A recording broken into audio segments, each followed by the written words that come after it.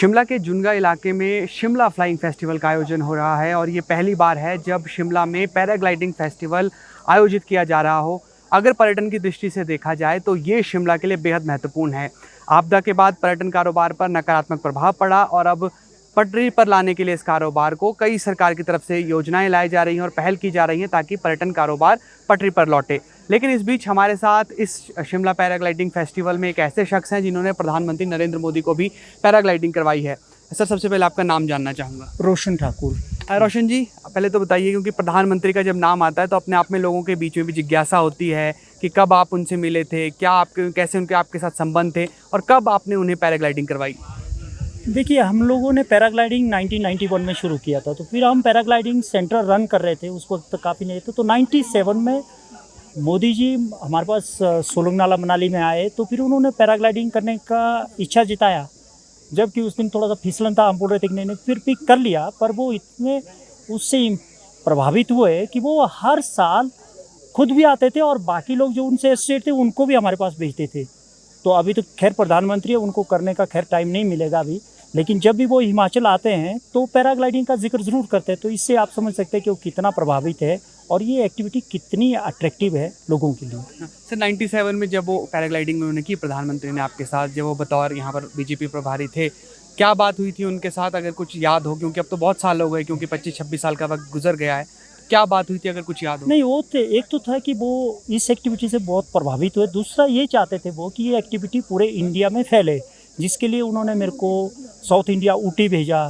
फिर उन्होंने मेरे को गुजरात भी बुलाया, अहमदाबाद गया मैं, उधर करीब हफ्ता 10 दिन वहाँ रहा। तो बहुत सारा वो चाहते थे कि ये इतनी अच्छी एक्टिविटी है कि सब जगह फैले और टूरिज्म इससे ग्रो करे। और आज वो आप देख रहे हैं कि पूरे इंडिया में हिमाचल के हर कोने में पैराग्लाइडिंग, और आज जुंगा जैसी जगह में हम जो है आज पैराग्लाइडिंग फेस्टिवल का आयोजन हो रहा है, तो इससे बढ़िया और क्या चाहिए। रोशन जी, प्रधानमंत्री जब बन गए मोदी, उसके बाद क्या कभी कोई मुलाकात हुई या फिर कोई बातचीत हुई हो या फिर कभी मिले हो आपको? नहीं, प्रधानमंत्री बनने के बाद मिले तो नहीं, लेकिन जब जब भी वो हिमाचल आए तो उन्होंने पैराग्लाइडिंग और पर्टिकुलरली मेरा नाम का जिक्र किया कि उन्होंने पैराग्लाइडिंग हमारे साथ की है और काफ़ी चीज़ें डिस्कस की है पैराग्लाइडिंग। तो अच्छा लगता है कि देश का प्रधानमंत्री कभी जिस एक्टिविटी को हमने सालों पहले उनके साथ शेयर किया था, तो आज भी वो याद करते हैं इसको। 1991 से आप कह रहे हैं कि आपने पैराग्लाइडिंग शुरू की और अब 2023 आ गया। एक लंबा वक्त है ये, 30 साल से ज़्यादा का वक्त हो गया। क्या बदलाव देखते हैं और भविष्य क्या मानते हैं पैराग्लाइडिंग को और जो और एडवेंचर स्पोर्ट हैं हिमाचल के अंदर? देखिए, 91 में जब हमने शुरू किया तो लोग तो ऐसा बोलते थे कि पागल हो गए ये, है ना, मर जाएंगे, ये जाएंगे, लेकिन ऐसा नहीं हो। तो आज रिजल्ट है और जो लोग बोलते थे आज वही लोग फॉलो कर रहे हैं और उसका रिजल्ट भी सामने है। सबसे अच्छी बात यह है कि पैराग्लाइडिंग जो टूरिस्ट को अट्रैक्ट कर रही है और लोकल लोगों को सेल्फ एम्प्लॉयमेंट मिल रहा है। और यहाँ का देखिए, जुंगा जैसी जगह जिसका क्रेडिट मैं सुनता अरुण रावत जी को जाता, जिन्होंने ये ऑर्गेनाइज़ किया 4-5 साल पहले।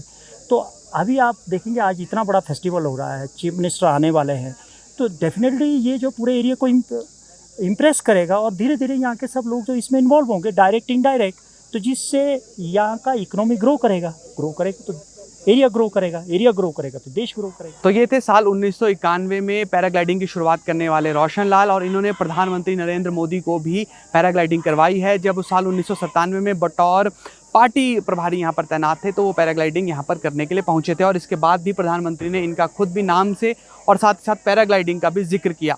शिमला और साथ ही साथ जो अन्य इलाके हैं वहाँ पर ये पर्यटन गतिविधियाँ बढ़े, साथ ही साथ हिमाचल प्रदेश में एडवेंचर स्पोर्ट्स को भी बढ़ावा मिले, इसके लिए सरकार कोशिश कर रही है और संस्थाएं भी आगे आ रही हैं। और आपदा के बाद हिमाचल प्रदेश के साथ साथ जो शिमला का पर्यटन कारोबार है वो पटरी पर लौटे, इसकी कोशिश यहाँ पर की जा रही है। फिलहाल के लिए इतना ही। आप जुड़े रहिए एबीपी लाइव के साथ।